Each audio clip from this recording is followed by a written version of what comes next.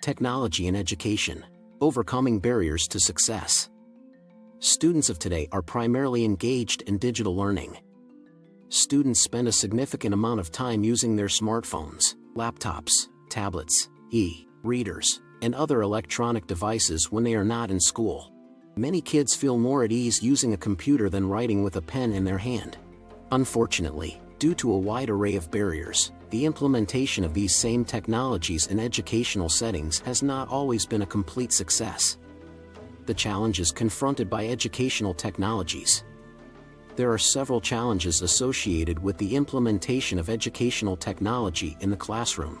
These challenges include the financial burden, the time and effort required to train teachers, and the necessity of ensuring that all students have access to the necessary technology both at school and in their homes.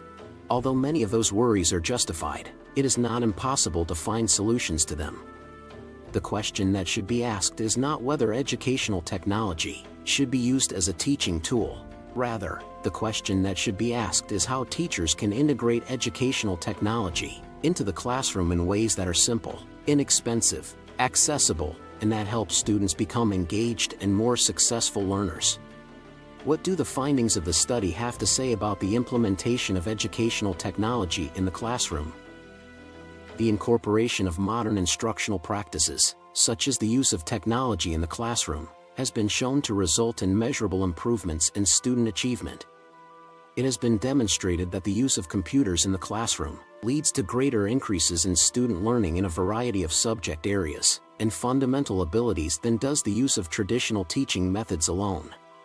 In addition, it has been demonstrated that kids can learn information more rapidly and retain it for longer, and that their views about education become more favorable.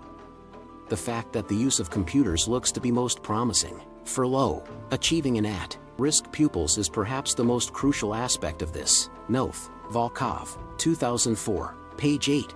Fundamentally, students need to have access to both conventional modes of instruction and modern forms of education. A lack of resources, particularly in terms of technology, is one of the specific challenges that schools face. To choose the technology that is most suited to the available resources, the abilities of the teachers, and the requirements of the students, the first step is to overcome the most common challenges and misunderstandings. The perception that there is an insufficient amount of available resources has been and continues to be one of the most significant barriers. It is not necessary for students to have access to their electronic devices to make use of technology, nor is it necessary for each student to have a computer on which they can work at all times. Although the majority of school districts do not provide the most up-to-date technology for the use of teachers and students, audio, visual equipment, certain computers, and an internet connection are required pieces of equipment in all schools and have the potential to be put to very productive use. The price paid for technology.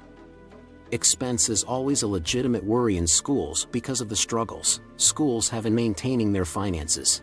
Many helpful educational products can be purchased, but numerous websites, apps, and programs are available for no cost, which is fantastic for use in the classroom. Education-related websites abound on the internet and are maintained by a variety of entities, including educators, respectable institutions of higher education, charitable organizations, and others. Tablets and laptops that are more recent come equipped with technology that is built in, and this technology includes digital presentation programs, voice to text applications, and many other functions. Smartphones and tablets are multi-functional devices, which means that one device can serve as a word processor, audio-video recorder, camera, GPS, translator, music player, personal library, calculator, watch, and hundreds of other devices all at the same time. This is possible because of the device's ability to record audio and video. The price of technology is continuing to fall, which makes its incorporation into educational settings more financially viable than it has ever been. The single most expense associated with the use of educational technologies yet the most important component: island. It is crucial to consider the requirement to properly develop and construct an infrastructure, bandwidth, wireless coverage, etc. that can support the technology that will be used when discussing costs. This infrastructure must be able to accommodate the technology that will be utilized. It is irrelevant what kinds of technology students have at their disposal, as long as they are unable to access the network and the internet productively and dependably.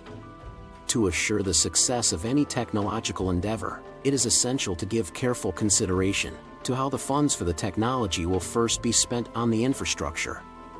In a large number of schools, rollouts of mobile devices that were paid for by grants have been implemented, only for the administration to later discover that the existing infrastructure is unable to support numerous classrooms making use of mobile devices at the same time.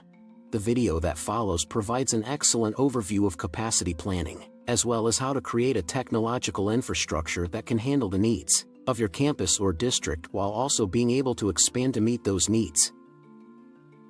Instruction in emerging technologies for educators. Another widespread worry is the preparation of future teachers. These days, every single educator has some level of digital literacy. A teacher can make efficient use of technology in the classroom if they can use a computer, navigate the internet, or even operate a handheld timer. It is impossible to train all instructors on the most recent technology that is available, since even the most technologically savvy teacher will always be behind the curve when it comes to all of the new programs that are published every day.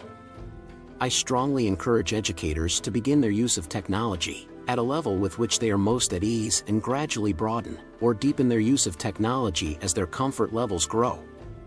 There is a common fear among educators that adopting new technologies will increase their workload. In the long run, the use of technology can aid ease of lesson preparation and become an invaluable teaching and learning tool, even though there may be an initial learning curve associated with its implementation. Accessibility of students outside of the school environment. Accessibility of pupils is a valid problem, especially in regions in which students might not all have equal access to computers or other forms of technology outside of the classroom. According to a poll conducted by the Bureau of the United States Census in 2011, 75.6% of American households reported possessing a personal computer, and 71.7% reported using the internet at home, a number that has been continuously increasing since the survey was conducted. The divide between different ethnic groups is closing, even though there are still differences between them. 83.2% of homes with children aged 3 to 17 years old report having at least one personal computer in their homes. These figures do not take into account the use of electronic technology, such as cell phones, e-readers, or any other kind of digital devices. United States Census Bureau, 2013. In 2011, 87.5% of those aged 25 and under had at least one smartphone in their possession. United States Census Bureau, 2013. Consequently, even though unequal student access to technology outside of the classroom continues to be a concern, the percentage of students who do not have access to any internet or computer technology at home is continuing to diminish. In addition, there are techniques to ensure that even children who do not have access to a computer or the internet at home are still able to participate in the activities that take place in the classroom. I would argue that learning to be comfortable in a digital world is a life skill that those students in particular should be learning at school, if they are not being exposed to the online world at home. If they are not exposed to the online world at home, they should be learning this skill at school. Attitudinal barriers. According to the findings of the research, attitudes have an impact on the implementation of technologies. Whether or not teachers had good or negative feelings about technology impacted whether or not they use technology with their students. According to the findings of a study conducted by professionals on 64 high school teachers in South Africa, attitudes held by in-service teachers affected the integration of technology. Include educators in the process of decision-making. To begin, overcoming the leadership barrier can be aided by the creation of a shared vision and a plan for the integration of technology. HEW in Brush. They write that addressing the specific relationship between technology and particular curriculum content areas is probably the most important issue to consider when formulating a shared vision regarding technology integration. This is because a commitment to the curriculum is a critical scaffold for technology integration. Their recommendation that the vision should not be produced by merely the school leaders is particularly noteworthy. Instead, teachers, in particular, should be involved in the decision making, because it has been discovered that successful wide-scale integration of technology in a school system requires teacher participation as one of the ingredients. A strategy based on mentoring. Theodore J. Kopcha is an advocate for an approach to technology integration that makes use of mentoring in communities of practice to help teachers as they develop the skills, pedagogy, and values needed to integrate technology in a student-centered manner. According to Kopcha's article, it has been discovered that mentoring can overcome many of the traditional challenges to technological integration. For instance, mentors offer teachers just-in-time help when they integrate technology into the curriculum they are delivering to their students.